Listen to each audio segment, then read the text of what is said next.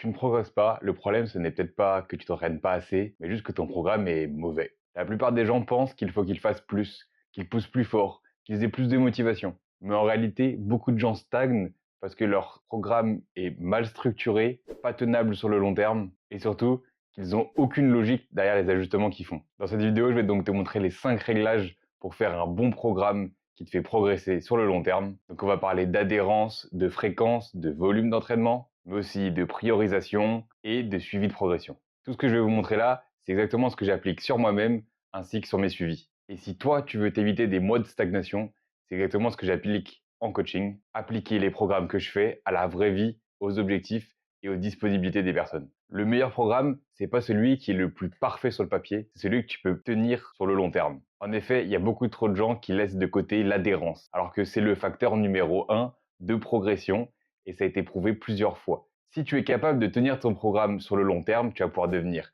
plus fort et meilleur sur chacun des exercices que tu vas faire. Si ton programme il est trop compliqué, tu vas sûrement l'abandonner en cours de route et donc jamais atteindre ce stade d'expert sur les exercices. Il faut dès le départ que tu prévois un format que tu vas pouvoir suivre par rapport à ton emploi du temps et tes disponibilités. Donc si par exemple tu penses pouvoir faire 4 séances dans la semaine et peut-être 5, il vaut mieux que tu prennes un programme avec 4 séances par semaine car tu seras sûr de pouvoir les faire plutôt que de devoir toujours en skip une. Il faut y voir pour la sélection d'exercices qui te plaisent.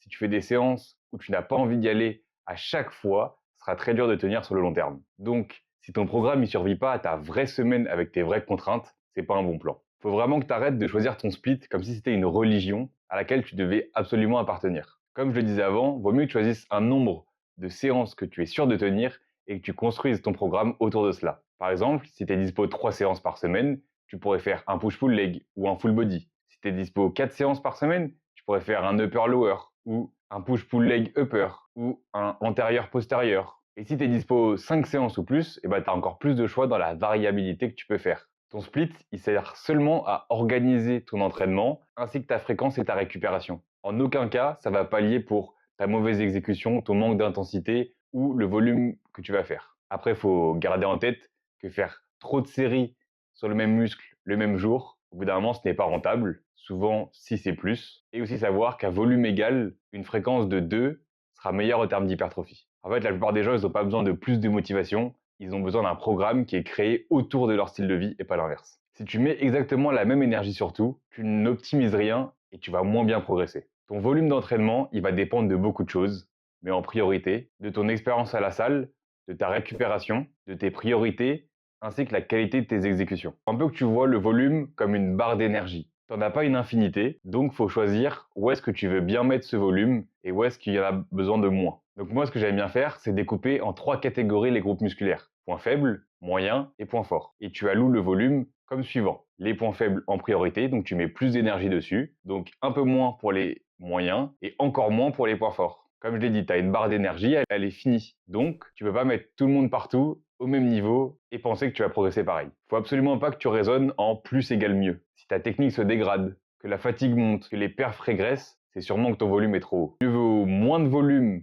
mais très qualitatif avec pas mal d'intensité, plutôt que trop mis au hasard. Les recommandations scientifiques, c'est aux alentours de 10 séries par groupe musculaire par semaine. Bien sûr, tu peux t'en sortir avec bien moins, comme avec 4 par semaine, mais là-dessus, ce sera à toi de jouer, de tester différents chiffres et voir celui qui te permet de progresser et de récupérer. Si ton objectif principal, il est toujours mis en fin de séance, ton programme, il joue contre toi. Quand tu crées ton programme, les exercices les plus importants doivent toujours être mis en priorité. Et là, on en revient au point faible dont je te parlais juste avant. Si par exemple, tu as un point faible sur les épaules, ne mets pas les épaules à la fin de ta séance push, une fois que tu es cramé. Il faut que tu les priorises, que tu mettes ces exercices pour les épaules au moment où tu as le plus d'énergie, le plus de concentration et le moins de fatigue dans ta séance. Donc souvent, en première position. Ce que j'aime bien faire aussi, au niveau des points faibles, mais c'est de l'optimisation, c'est de d'abord choisir un exercice à forte tension de contraction, puis à forte tension d'étirement. L'exercice à forte tension de contraction a tendance à générer moins de fatigue sur ton muscle, et donc tu serais potentiellement plus fort une fois que tu arriverais à l'exercice à forte tension d'étirement, et donc mettre plus de charge, plus de tension mécanique,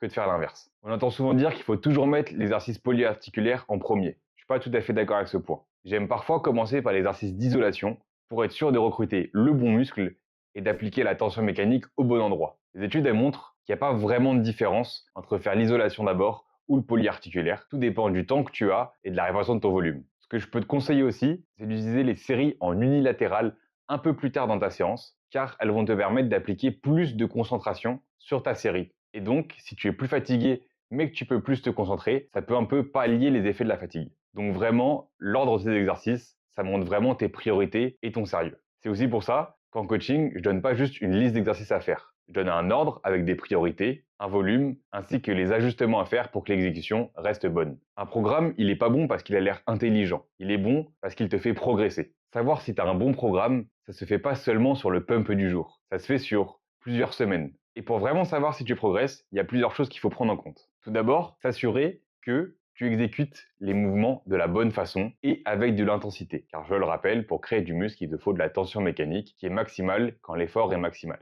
Donc filme-toi pour t'assurer d'une bonne exécution de tes mouvements. Et ensuite, traque toutes tes performances à la salle sur chaque série de chaque exercice. Oui, ça peut faire un peu de travail, mais si tu as un bon fichier Excel, un bon bloc-notes ou une bonne application, c'est très simple. Et ensuite, tu veux vérifier que tu progresses. Donc, plus de reps à charge égale, autant de reps mais plus de charge, plus de contrôle sur la répétition à charge égale, peut-être plus de fatigue dans ta journée mais des perfs qui sont égales, une technique qui est overall mieux, et si aucune de ces variables ne montre du progrès sur plusieurs semaines, pas seulement sur une séance, mais vérifie sur 1 à 2 semaines, ne change pas tout d'un coup, c'est une grosse erreur à faire. Change une variable par une variable. Peut-être joue d'abord sur ton volume, puis ta fréquence. Vérifie ton intensité. Et en dernier recours, peut-être pour changer d'exercice. En musculation, tu n'as pas besoin de tout changer. Tu as besoin de mesurer, comprendre et ajuster en fonction. Donc non, tu ne stagnes pas parce que tu manques de discipline ou que tu as une mauvaise génétique. Il te faut juste un programme qui est tenable dans le temps, une fréquence sur des groupes musculaires qui est réaliste et utile, un volume ciblé selon tes priorités, une priorisation des exercices pendant tes séances et un suivi clair et des ajustements simples. Si tu appliques déjà ces 5 règles, ton programme il sera déjà bien mieux que 90% des pratiquants en musculation. Et si malgré tout ça, tu ne progresses pas, re-regarde la vidéo, vérifie bien chaque point et valide-les en même temps que tu regardes la vidéo. Le meilleur programme, ce sera jamais celui que tu as copié à un influenceur. Ce sera toujours celui qui est fait sur mesure pour toi et tes objectifs. Si tu veux de l'aide pour construire un programme adapté à tes objectifs et commencer à réellement progresser vers ceci, abonne-toi, je ferai plus de vidéos de ce style. Et si vraiment tu as besoin, je te laisse me contacter pour les informations de mon coaching ou si tu as des questions spécifiques.